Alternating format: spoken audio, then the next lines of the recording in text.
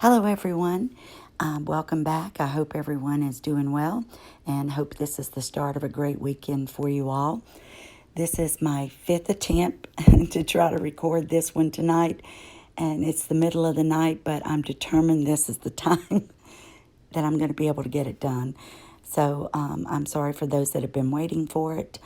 This was a long chapter, 40-something pages, and there was a lot that I highlighted and tried to go back through and, cross out some things that maybe you already know about. But I don't want to keep you waiting, so let's get started. Thank you for watching. Full disclaimer can be found below in the audio description. And thank you, guys. There's going to be, I think, just one picture of Harry and Meghan here, and that's all that will show on the screen, so this will be completely audio. All right, thank you all, and keep your fingers crossed that this time it works. Chapter 8, although Harry truly believed that Meghan and Meghan alone knew the route to the Holy Grail, and she still had her admirers, as she and Harry settled into marriage, an uncomfortable and growing percentage of the populace, as well as the press in its native country, were coming around to distressing viewpoint that she was a pretentious piffler with the depth of a teaspoon, the sincerity of a phony, and the trustworthiness of a fraudster let loose in a room full of cash. This was disastrous for anyone who had hoped that she would turn the role of Duchess of Sussex into a glorious one.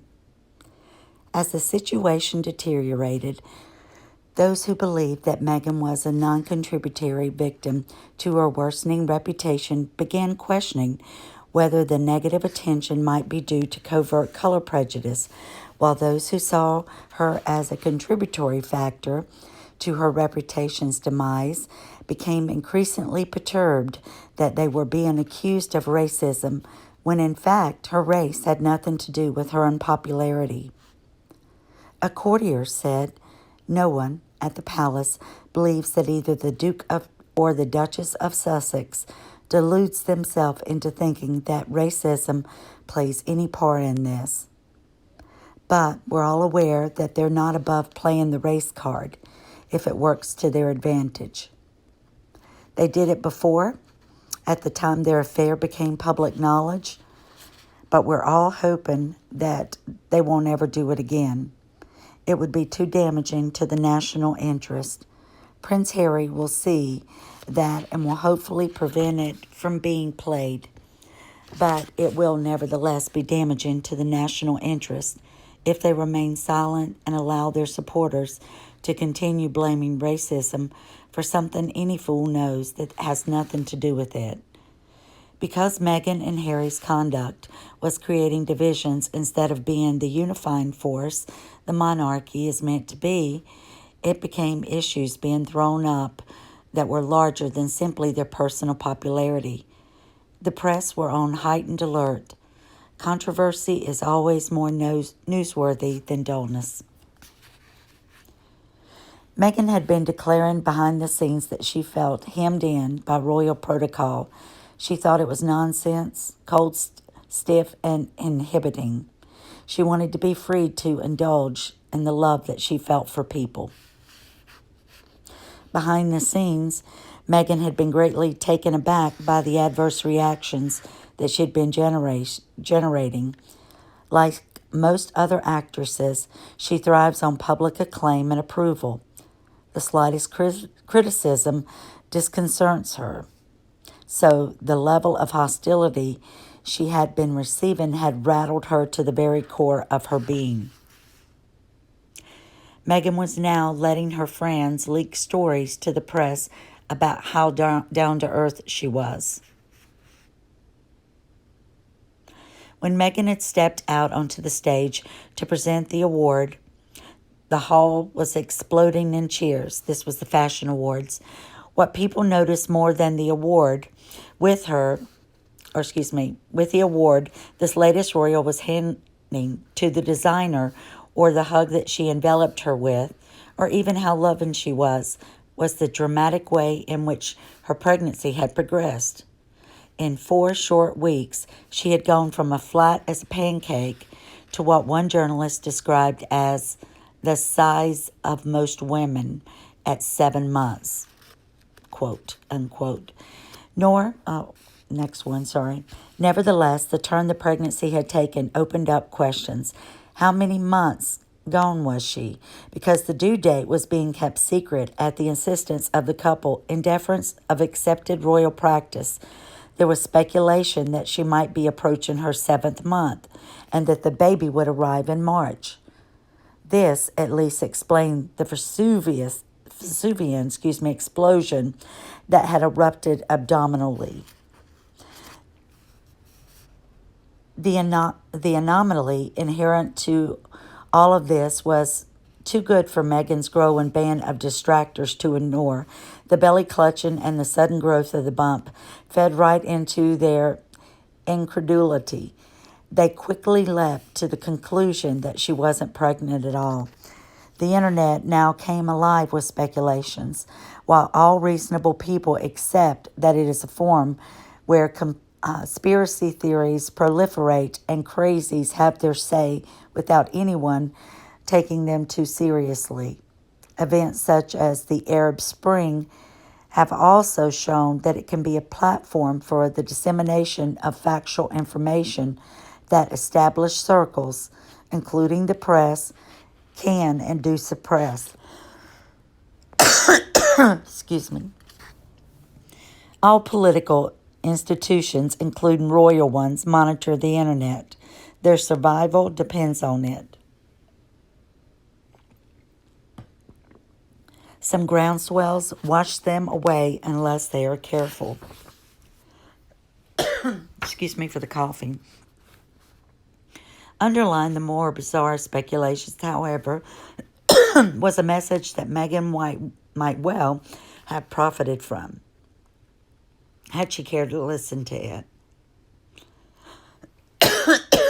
Oh, excuse me. Beneath this, there was another issue. Royalty doesn't act, it is. The message being delivered was that she should stop projecting and start being. She should be more like Queen or Princess Anne or the Prince of Wales or Camilla, and less like Princess Michael of Kent, whose affections and pretentiousness had made her a mockery with her distractors. Asserted Meghan was quickly matching and now in danger of exceeding. In fairness to both sides, Meghan was an actress, and this is what actresses do. They act. Asking someone whose whole life has been about a performance to unlearn the art of projection is a tad optimistic. This, of course, is one of the reasons why Prince Philip did not think Harry should marry Meghan. He foresaw the problem she would have as she went about her royal duties, not only in terms of executing them behaviorally, but also in the discomfiture that she would endure as her performance was rated. With rating, inevitably comes slating, which no one as thin-skinned as Meghan would find tolerable. The Queen and Prince Philip had been friendly with Princess Grace of Monaco. They knew the struggles that she had before she was taken seriously, and how once she had settled into the role of ruling princess and she had been accepted into it, that she had chafed against its restrictions. Moreover, Grace had taken the whole business of royalty far more seriously than Meghan did. She had been highly motivated to fit in and had made the sacrifices even when she was tempted to do otherwise. But that hadn't made them any easier to bear. By the time of her untimely death, she had taken to poetry readings as a means of satisfying her undying yearning to be on stage. Would Meghan have the motivation to do something similar, or would the actress within her prevent her from adjusting to royal demeanor while also propelling her to make a hash of a role which, with a bit of willingness on her part, she might be able to master successfully, to the benefit of herself, the monarchy, and her ethnicity? Harry and Meghan feel they are being manipulated and do not like it. This, of course, is the felling of all hams. This is why the Queen has declared that she will not act. This is why royalty and aristocracy are brought up from the cradle, never to simulate, but to be authentic, even to be perceived as inadequate rather than false, to avoid anything that will smack of manipulativeness, to be forthright or at least bland rather than hypocritical, even to be considered rude rather than insincere, to avoid pretending but to behave properly and authentically. Meghan's projections by now were proven to be her undoing, for too many people who wished to be convinced by her but were not. These projections, ringing the hollow note they did, now added fuel to the fire where her expanding bump was concerned. The result was that she, by extension, the monarchy, became involved in one of the most distasteful stories since 1688. Not being a conspiracy theorist, I was prepared to consider that Meghan's conduct as she drew attention to what she called the bump owed more to her actressness than to anything else. However, the word had spread on the internet among an uncomfortably large number of contributors that she was attempting to con the world into believing that she was pregnant when she was not. While it was possible to discount some of the contributors as crazies or something even more odious, like racists, there were just too many people piling in, some quite sane-sounding, for the problem to be dismissed out of hand. Plainly, there was a problem, and it needed to be addressed respectfully and, if possible, learned from. According to the doubters, Meghan had got too big too quickly. She had then continued to grow at a pace that was more in keeping with a woman having triplets than one who was having one child or even twins. Soon, Lady C had journalists approaching her every time she attended an event in public. They would start ringing her up. Did she know what was going on? What was the inside story on how the palace was coping with the deluge of internet stories about the bump being a prosthesis? The palace was stonewalling them, as it ought to have been doing. The speculations fed to Fleet Street for Meghan's conduct would have been entertaining had the matter not been more serious. A male journalist told me that there were a persistent rumor that the reason she's always clutching the bump is because she needs to keep it in place.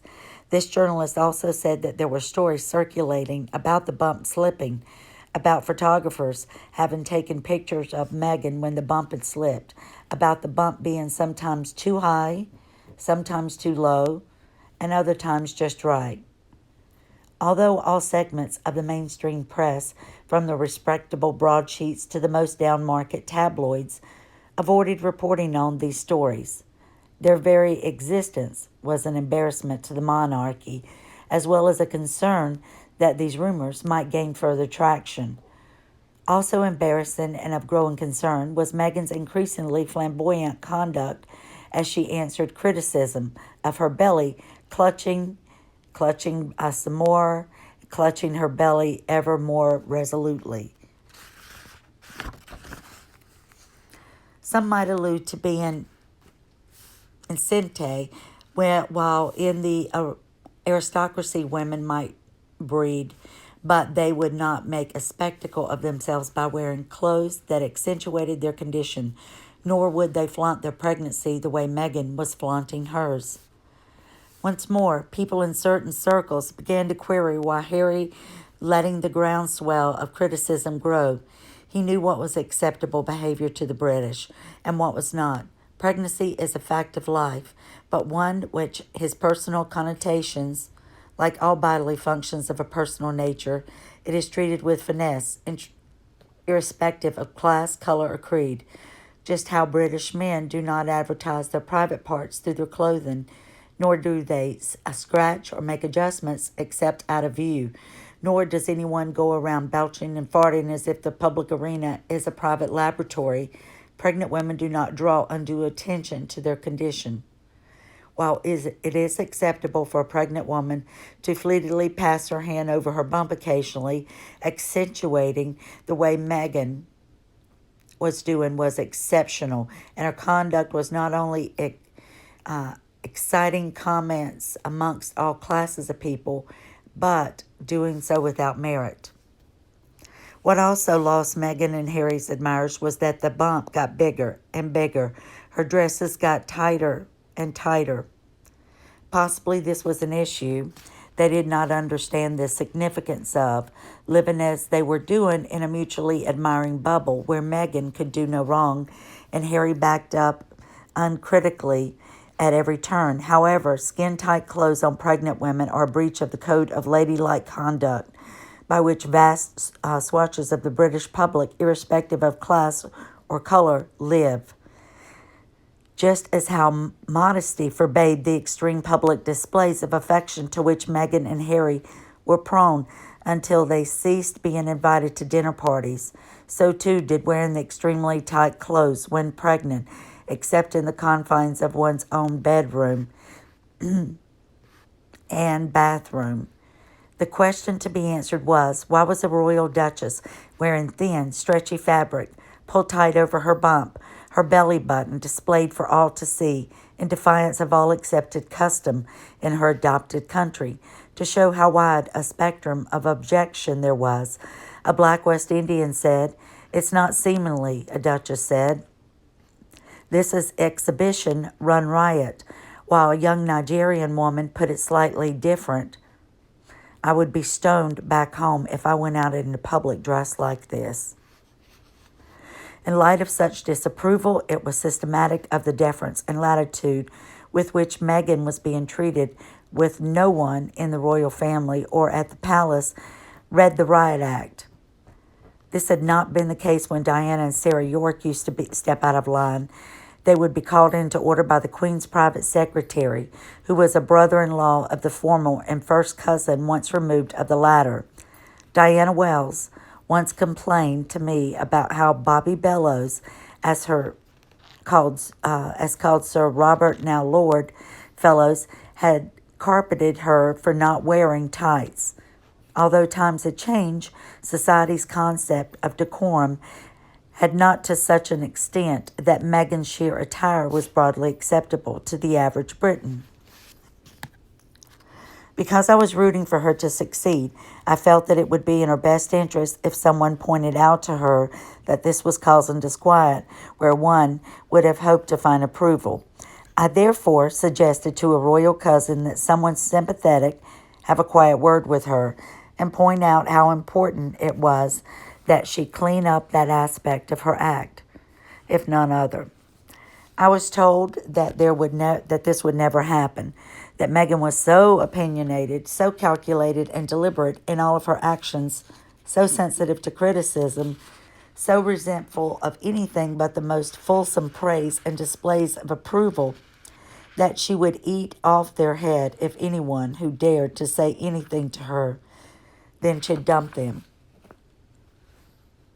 Knowing the Queen had once invited the Fleet Street editors to Buckingham Palace when Diana was pregnant with William to ask them to lay off her, and that the press had also kept its distance from William and himself when they were growing up in a compact agreed between the editors and the palace, Harry approached both his father and grandmother. He wanted to intervene on Meghan's behalf to put an end to the critical commentaries. She was very upset about the backlash her behavior was causing. She was especially put out about the comments about her belly clutching. She felt everyone was being mean and cruel to her and wanted to put a stop to it. It hadn't occurred to either herself or Harry that the way to achieve closure was just to stop behaving in the way that they were, triggering the objections. They generally felt that Meghan should be able to clutch her belly as much as she wanted, and that the entire British press should be muzzled rather than desist from the practice that so many found noteworthy. Get something to drink.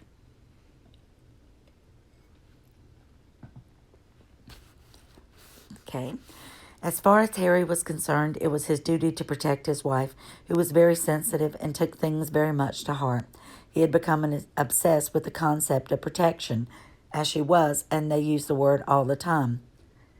It was one of their catch-alls all along: change, the greater good, humanitarianism, negativity, and progressive, that littered their language. As far as they were concerned, if she wanted to clutch her belly till the cows came home, he would defend her right to do so to the death. No one had the right to upset her with negative responses. Hypersensitive to criticism and hyper-emotional in their reactions, they claimed that their lives were being destroyed by all the negativity. It was up to his father and grandmother to help him protect her. He really didn't know how much more of the torment that they could endure. I'm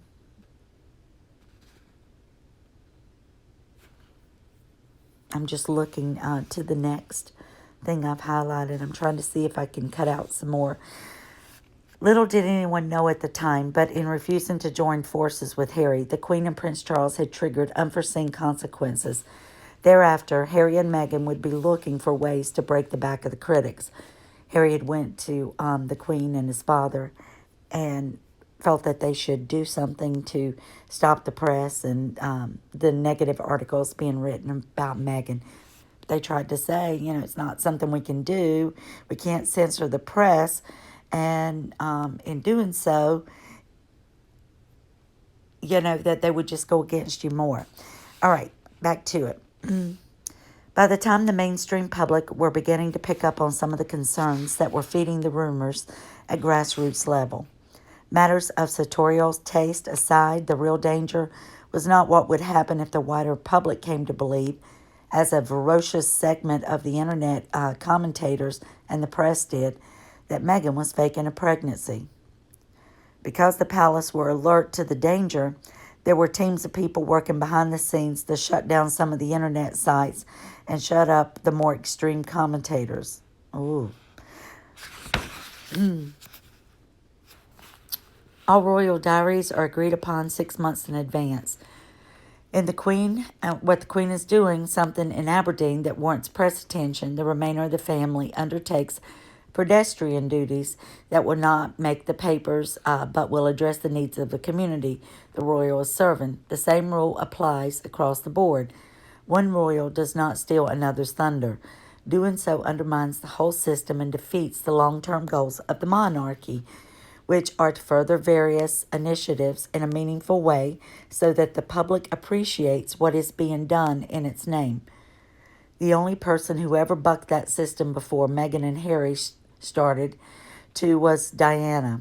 She used to compete, at first with her husband, then in the run-up for her separation, and thereafter until her death with the entire royal family. She delighted in causing discomfort up at Balmoral, the diarist Richard Kay giving away only part of the reason for her mischievous behavior. The truth is, Diana liked being the center of attention. She was also very competitive and addicted to the attention she got from the press, and the only time she was satisfied was when she, rather than any of the other royals, was the item of the day. One consolation was that the rumors surrounding the falsity of Meghan's pregnancy would come to a natural end once she gave birth. There was an established regimen for royal pregnancies and births, and these would silence the doubters. Royal mothers-to-be invariably used court gynecologists and obstetricians, leading men in their field whose reputations were beyond reproach. There was therefore no doubt as to who was carrying the baby or who had given birth to it once it was delivered so transparently. So that's what was supposed to have been done. The tradition extended into the next generation, but for one important difference, royal babies started being delivered in hospitals. The Lindo wing of St. Mary's, Paddington, in London became the favored place. Once more, there was no secrecy. The royal mother was surrounded by medical staff, the senior doctors, names being made public as a way of eliminating any suspicion. Although it is unlikely to have been common knowledge, there was an extension of an age-old practice whereby royal births were always publicly verifiable through an unimpeachable witness. The public, after all, had the right to know that their potential monarch had the right to the throne, and both sets of rights were respected through the reinforcing presence of witnesses. This was true even about absolutist monarchies, hence why Marie Antoinette's room was so stuffed full of courtiers at the birth of her first child that she grew faint from the lack of air, necessitating the removal of several of the witnesses. This might have been an extreme example, but the reality is potential monarchs are living representatives of the people and, as such, a form of public property. Their provenance needs to be beyond doubt. It was therefore contrary to all known custom for Harry and Meghan to decide that they would not be revealing the name of their medical team. This, they stated, was private. Their argument was that they were private individuals and, as such, entitled to the same degree of privacy as anyone else. This premise, of course, was simply not factual. Harry was sixth in line to the throne. A child born to him and his wife would automatically be seventh in the order of succession. Harry and Meghan were, whether through ignorance or obduracy, beside the point, feeding the rumors that she was not pregnant and that their expected child was being born by a surrogate. Had Buckingham Palace wanted a worst-case scenario to deal with, they would have been hard-pushed to invent one, and this, to the courtiers, meant that their lives were being made quite unnecessarily impossible for no better reason than Harry and Meghan were putting their desires before the crown and the nation's interests. Bad as it was, Harry and Meghan then decreed that the baby would not be born in a hospital but at home. There had been no home births for 2 generations. Not only was this bucking the trend, but it was adding a whole new layer of obscenity in an already needlessly dark situation.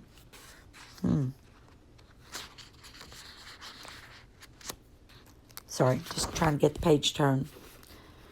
Oh, must have been something on the bottom of the other. Let's see. Sorry, got a couple pages together. All right. It says it's hardly surprising that even people who had doubted the stories about Meghan's bump being a prosthesis, who had thought that the doubting Thomases were being silly in their suspicions, now began to question what was really going on. She announced that she would be retreating from public view until the baby was born, and that moreover she and Harry had no intention of revealing when the birth had taken place until they were good and ready. She would not be parading around with a newborn. She objected to the custom whereby royal women stepped out on the lindo wing shortly after giving birth with their baby wrapped up in blankets while they themselves were beautifully coiffed and attired. That sort of thing was barbaric, she maintained, yet again conveying the message that she disapproved of royal traditions and that her way was the more enlightened one. As far as she was concerned, the custom put too much pressure on the woman, and being avowed feminist, she wanted to protect herself and all royal women by changing the practice. She therefore wouldn't be playing ball.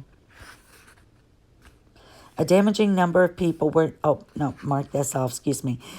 To add even more fuel to the fire, the Sussexes now issued instructions stipulating the degree of privacy that they required. There were new and increased demands, coinciding not only with the impending birth of the baby, whose due date they were careful to keep secret in defiance of precedent. So people that said they didn't do anything wrong, they didn't break protocol, Lady C has mentioned quite a few things that where they were in a defiance and clearly not wanting to follow protocol. Several journalists told Lady C that they had misgivings about what was happening, but the press, nevertheless, fell in with the party line. There was that the Sussex were obsessed with privacy and were insisted upon being treated as private individuals instead of the royals they were. So, rather than the newspapers printing the suspicions that the grounds were being laid for deception on a massive scale, they ran with the story that Harry and Meghan were behaving like spoiled, demanding, hypocritical brats who contradictorily wanted to be treated as private citizens when it suited them, despite requiring at all other times they must be accorded all the privileges and constitutional dignities that went along with their being royal. Okay. Unsurprisingly, Meghan and Harry's behavior had the undesirable effect of increasing internet speculation regarding the impending birth. This ran to theories that the royal couple needed to create a buffer zone between themselves and the world, behind which they could have a baby delivered that would then be passed off as one to which she had given birth. Many a questioner wanted to know, why couldn't the doctors' names be made public? What is the big secret? If Meghan and Harry had nothing to hide, why were they hiding away like that? What was so confidential about the names of the attending physicians? Were they afraid that a doctor might confirm that the baby had been born to a surrogate and not to Meghan? Weren't doctors' patients protected by client confidentiality to a matter of course? Since their privacy was protected by legal and professional protocols, why the secrecy unless they were covering something up?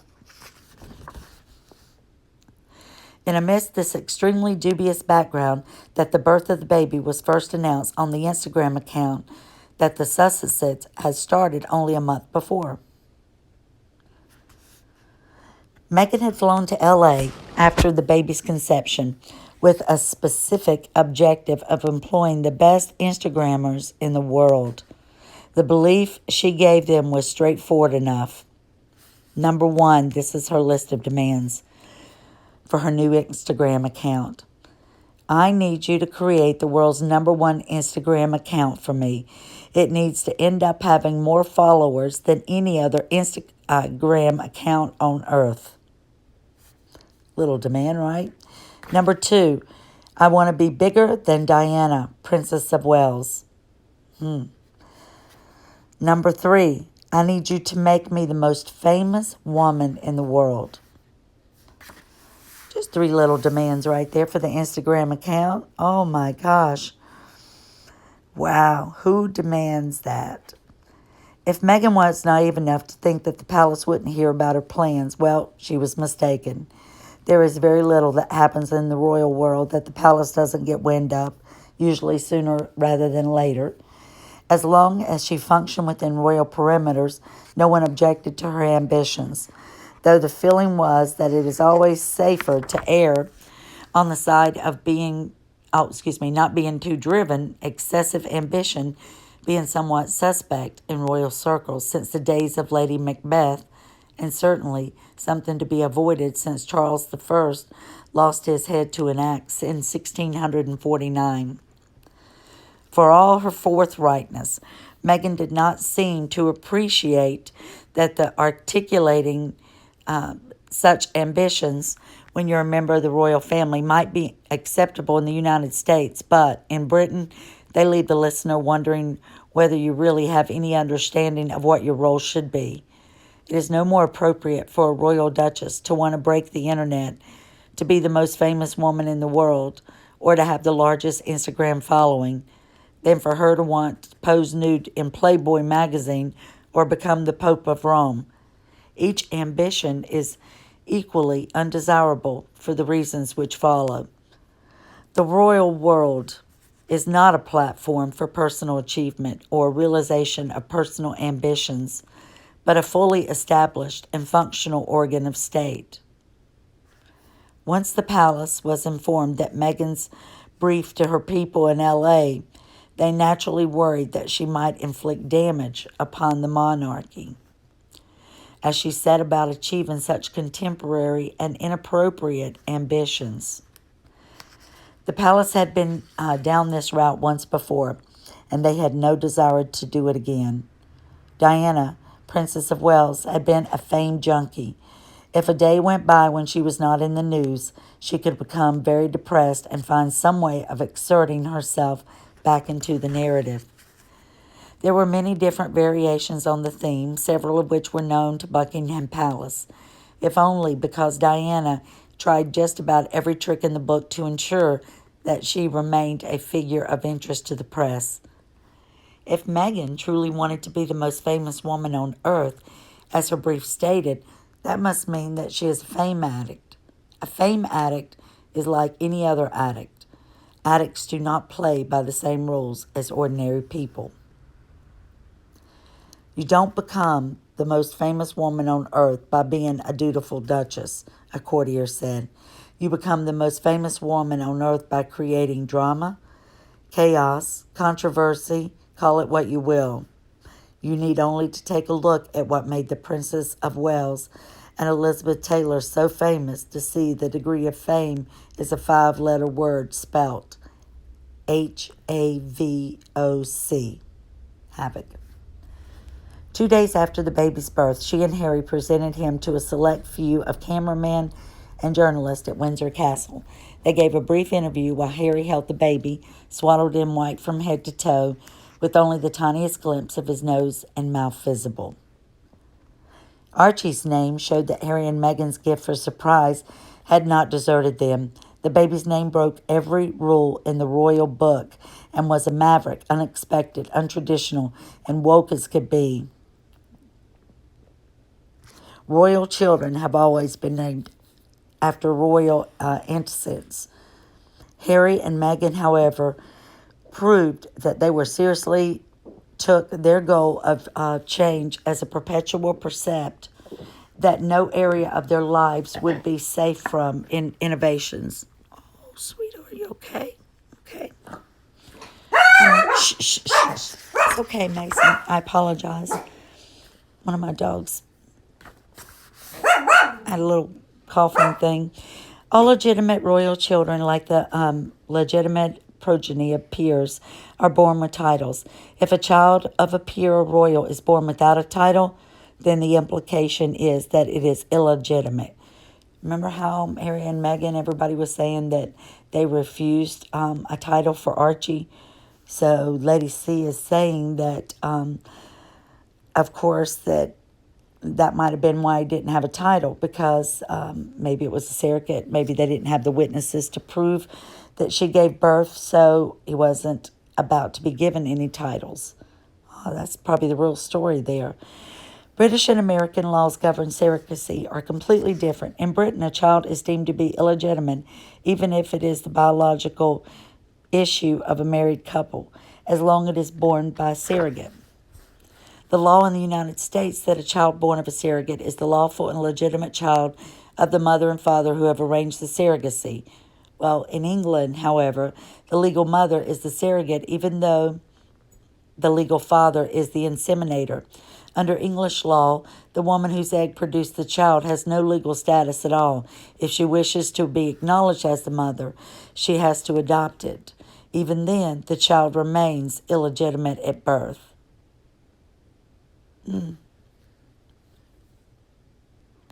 Remember when, I just thought of something, when she had the lawsuit and it was in Archie's name on her behalf, and she didn't list herself as mother, but Meghan listed herself as something else. I don't know if it was guardian or what it was.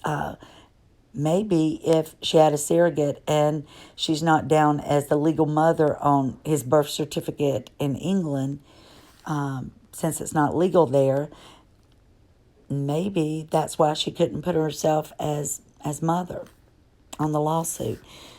Something to think about. Maybe somebody else has talked about this, but I just wasn't aware of it. Under the laws governing titles, no illegitimate child can succeed to a peerage, and no illegitimate child can therefore use the secondary and tertiary titles, which customarily attach to peerages. Illegitimate children cannot have royal or aristocratic titles, even if they are subsequently legitimized. They are disqualified from inheriting peerages, though they can acquire the style and title of second sons or daughters, i.e. courtesy titles. This puts them on par with adopted children who, until 30th April of 2004, were prevented from using even courtesy titles. The baby's style and title were not the only indications lightened upon by the skeptics that the internet stories about her bump being a prosthetic might have merit. Archie was allegedly born weighing 7 pounds 3 ounces. This was hardly a huge baby. While it was impossible to discern his size with accuracy during his first interview at Windsor Castle, where he is supposedly 2 days old, the internet came alive with comments that he was suspiciously big for a 2-day-old baby whose birth weight had been so slight. And then remember, we'll get into this. I'll just keep reading. Harry's comments during the interview further fostered the theories about Archie not being born when and to whom it was alleged. Had Harry wanted to increase rather than decrease the rumors about the son's birth, he could not have done so more effectively than the response he gave when asked who the baby looked like. Oh, remember this? He said, "Everyone says the baby's changed so much." This is at that interview where they're holding the baby. "The baby's changed so much over 2 weeks. We're basically monitoring how the changes process happens over the next month." This was an extraordinary statement, and Harry had flubbed up. Archie was supposed to be 2 days old. Babies don't change appearance markedly and frequently in 48-hour period. Yet, here was Harry asserting that not only his son kept on changing appearance over a 2-week period, but that he had done so to such an extent that it was impossible to say whom he looked like, notwithstanding the baby being officially 2 days old. In reality, English and Scottish laws are such that Archie Mountbatten Windsor, being the son of a royal prince, makes his position very straightforward. If he is the natural and legitimate son of Harry and Meghan, and Meghan gave birth to him, if he is the natural and legitimate son of Harry and Meghan gave birth to him, he is not Master Archie Mountbatten Windsor, but he would be Archie Mountbatten Windsor, Earl of Dumbarton. By law, he would only be Master Archie Mountbatten Windsor if he had been carried by a woman other than Meghan. Whether she is the biological mother is irrelevant under English law. And stop right there. Let me just turn the page. Okay. Just give me one little quick break.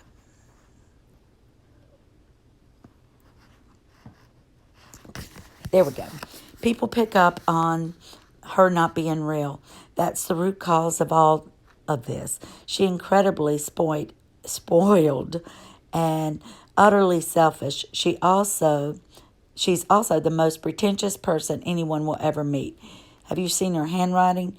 Almost as contrived as her personality. Her whole life is just an act, says Lady C. 2 incidents in particular which turned the British public against her stand out. The first was when Meghan flew to New York for a baby shower, which was reported as having cost $300,000. And most royals don't have baby showers, and they're not supposed to keep gifts or receive gifts. I was told that Meghan was extremely upset by the criticism leveled against her. She simply could not understand why British weren't thrilled with her the way the Americans were. They postulate that she walked into with her eyes wide open into the marriage with no intention of ever fitting in. Okay, in the meantime, the turmoil continued both privately and publicly. No sooner did the furor over Meghan's baby shower in New York die down than she found herself caught up in yet another controversy. She and Harry moved out of Nottingham Cottage at Kensington Palace into Frogmore amidst fury at the cost of the refurbishments. They came to some £2.4 million and were being paid for by the state. Within a month of Archie's birth, Meghan burst back onto the scene, displaying the remarkably aptitude that she had been generating interest. A very slender and flat-bellied Duchess of Sussex turned up at Wilmington to watch her friend Serena Williams play tennis. She was accompanied by Guinevere Hillis and her other Northwestern girlfriend, Lindsay Roth. Both women were appropriately dressed, as were the men and women who accompanied the trio. The rebellious Meghan, however, struck a blow of sartorial freedom by defying yet more British traditions as she breached 2 of Wilmington's cardinal rules. She was wearing jeans, which are banned, and a hat, which is never worn. Again, she thinks because of her position that She's above it all. All right, now I'm going to be turning a couple pages. All right, we're coming up near the end. Despite the Queen and Prince Charles refusing to go along with Harry and Meghan's request that the royal family alter the protocols by which it and the media relate to each other, and in so doing muzzle the press so that they could no longer criticize. Instagram became their platform of choice. They would drip feed news as and when they wanted. This would give them total control and cut out the hated tabloids. So, on privacy grounds, they refused to allow Archie to be photographed by the press, but posted an artistic black and white picture of his feet in their hands. Remember that. They weren't going to show him anything. I don't know why. I don't understand. Always confused me. What Meghan and Harry were in effect doing was undermining the press by trying to cut them out and deal directly with the public through social media. By Harry's own account, he had struggled with mental health issues, and though Meghan has been less forthcoming in making admissions of that kind, the evidence of her blogs and her conduct suggests that she too has personality issues. It is these mental health concerns that have allowed the royal family and the powers that be at Buckingham Palace to cut them slack, a lot of slack. Well, everyone, that's the end of Chapter 8. I'll try to get to Chapter 9 next week. Want to thank you all for listening and hanging with me on that. And I'm sorry, I'm just a little bit tired since I got so far in all the other videos only to have it quit working. But everybody take care. Have a blessed weekend. Thank you for the people who leave me comments. Thank you for subscribing and for all your support. And I've really enjoyed getting to know you guys through what you write to me about. Thank you and have a great weekend. And I hope this one works. Keeping my fingers crossed.